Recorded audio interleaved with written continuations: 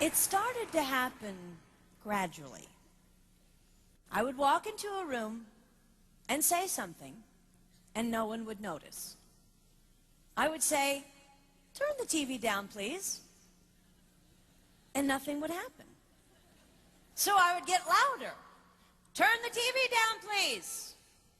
Finally, I would have to go over and turn the TV down myself. And then I started to notice it elsewhere. My husband and I had been at a party for about 3 hours, and I was ready to go. I looked over, and he was talking to a friend from work, and I walked over, and he kept right on talking. He didn't even turn toward me. That's when I started to put it together. He can't see me. I'm invisible. I'm invisible. Then I started to notice it more and more. I would walk my son to school, and his teacher would say, "Jake, who's that with you?" And my son would say, "Nobody." Granted, he's just 5, but nobody? One night, a group of us gathered, and we were celebrating the return of a friend from England. Janice had just taken this fabulous trip, and she was going on and on about the hotel she stayed in. And I was sitting there looking around at the other women at the table. I'd put my makeup on in the car on the way there. I had on an old dress because it was the only thing clean, and I had my unwashed hair pulled up in a banana clip, and I was feeling pretty darn pathetic. And then Janice turned to me, and she said, "I brought you this." It was a book on the great cathedrals of Europe. I didn't understand. And then I read her inscription. She wrote, "With admiration for the greatness of what you are building when no one sees." You can't name the names of the people who built the great cathedrals.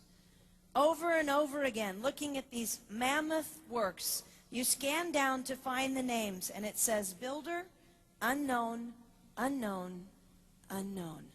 They completed things not knowing that anyone would notice. There's a story about one of the builders who was carving a tiny bird inside a beam that would be covered over by a roof. And someone came up to him and said, "Why are you spending so much time on something no one will ever see?" And it's reported that the builder replied, "Because God sees." They trusted that God saw everything. They gave their whole lives for a work, a mammoth work, they would never see finished. They showed up day after day. Some of these cathedrals took over 100 years to build. That was more than one working man's lifetime. Day after day. And they made personal sacrifices for no credit.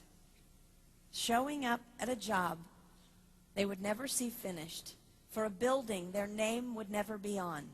One writer even goes so far as to say no great cathedrals will ever be built again because so few people are willing to sacrifice to that degree. I closed the book, and it was as if I heard God say, "I see you.